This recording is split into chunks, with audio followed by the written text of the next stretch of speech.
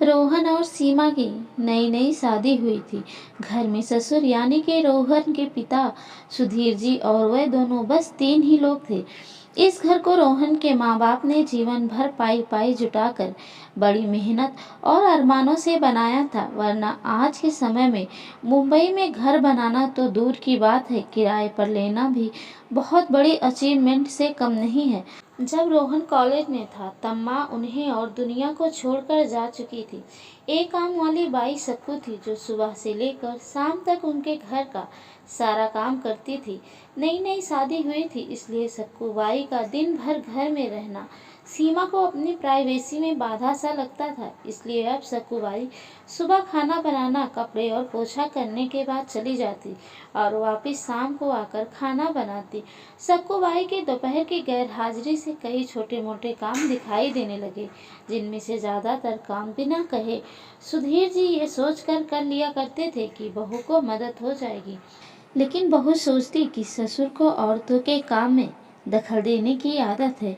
एक दिन मौका देखकर सीमा ने रोहन से कहा, क्यों ना हम बाबूजी को वृद्धा आश्रम में भेज दें। सिर्फ एक बार पैसा भरना पड़ेगा और उन्हें भी अपने उम्र के लोगों का साथ मिल जाएगा। हमें भी अपनी प्राइवेसी के बारे में ज्यादा सोचना नहीं पड़ेगा। रोहन ने सीमा की बातों पर ज्यादा ध्यान नहीं दिया। कुछ दिन ही बीते थे कि बाबूजी अपने दोस्तों के साथ एक हफ्ते के लिए टूर पर गए और इत्तेफाक से इसी दौरान सक्कूबाई भी छुट्टी पर थी। फिर क्या, सीमा को जैसा चाहिए था वैसा समय मिलने लगा। अब रोहन रेस्टोरेंट में खाना खा लेता और सीमा का काम ऑमलेट, ब्रेड या मैगी से चल जाता। खाना बनाने की टेंशन ही नहीं थी, लेकिन घर में निकलने वाले सारे काम तो अभी भी करने ही थे। ससुर जी की गैर हाजिरी में सीमा को एहसास हुआ कि वह बिना कहे ही जो काम कर लिया करते थे उनसे कितना फर्क पड़ता था। छोटे मोटे लगने वाले यह काम भी काफी समय और एनर्जी लेने वाले थे। कुछ दिन बीतने के बाद एक दिन रोहन सीमा को कहता है, चलो आज कहीं बाहर घूम कर आते हैं। सीमा बड़ी खुशी खुशी सज धज कर बाहर घूमने के लिए तैयार हो जाती है। रोहन सीमा को अपने घर से 4 किलोमीटर दूर एक चौल में लेकर आता है। एक आदमी रोहन के हाथों में एक चाबी देता है। रोहन उस चाबी को लेकर चौल का एक कमरे का दरवाजा खोलता है। कमरा खुलते ही 2 रूम वाले उस छोटे से अंधेरे से भरे घर के अंदर रोहन सीमा को लेकर जाता है और कहता है, कैसा लगे तुम्हें हमारा नया घर। रोहन कहता है, हम अगले महीने से इसी मकान को भाड़े से लेकर रहेंगे अलग और अपनी प्राइवेसी का मजा लेंगे। अभी मेरी आमदनी के हिसाब से हम इसी को अफोर्ड कर सकते हैं। रोहन का यह व्यवहार सीमा के समझ में नहीं आया। वह चौंकते हुए कहती है, हमारे पास इतना बड़ा घर तो है, फिर क्यों हम भाड़े से रहेंगे। रोहन उसे टोकते हुए कहता है, सोच समझ कर बोला करो।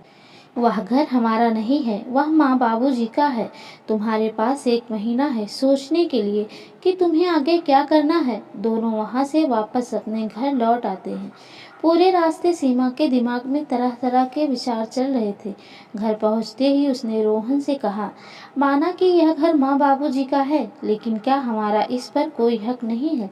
रोहन ने कहा, बिल्कुल है, लेकिन माँ बाबूजी के बाद जब तक वह हैं तब तक तो नहीं। अगर तुम्हें हक समझ में आता है तो तुम्हें जिम्मेदारियां भी समझ में आती होंगी। सिर्फ हक के बारे में सोचकर और अपनी जिम्मेदारियां भूलकर स्वार्थी होना क्या भला अच्छा होता है। सीमा के पास रोहन के इस सवाल का कोई जवाब नहीं था। वह सोचने लगी कि उसने अपने क्षणिक सुख के स्वार्थ के लिए इतनी नीचे गिरकर ऐसी घटिया सोच अपने दिमाग में आने दी। उसे मन ही मन पछतावा होने लगा। सीमा रोहन से बोली, मुझे माफ कर दीजिए, मैं सच में स्वार्थी हो गई थी, मुझसे बहुत बड़ी गलती हो गई। रोहन बोला, तुम्हें पछतावा हुआ, मेरे लिए यही काफी है। मैं तुमसे नाराज नहीं हूँ। बेटे और बहू का यह वार्तालाप सुधीर जी दरवाजे पर खड़े होकर सुन रहे थे। उन्होंने आसमान की तरफ देखा और बोले, भाग्यवान तुम धन्य हो जो तुमने ऐसे बेटे को जन्म दिया। उन्होंने दरवाजा खटखटाया। बहू ने दरवाजा खोला तो उनके हाथों में पकड़ी थैली से गरम गरम समोसे की सुगंध उसको आने लगी। ससुर ने अपने बहू से कहा, वो कोने वाले हलवाई के पास से लाया हूँ, तुम्हें बहुत पसंद है ना। सीमा को अपने ससुर के प्रति विचार और ससुर के प्रति प्यार, उन दोनों का फर्क समझ में आते ही उसकी आंखों में पश्चाताप के आंसू और चेहरे पर अपने परिवार के प्यार के कारण मुस्कान आ गई। कहानी अच्छी लगे हो तो लाइक शेयर सब्सक्राइब करना ना भूलें। आप सबका बहुत बहुत धन्यवाद।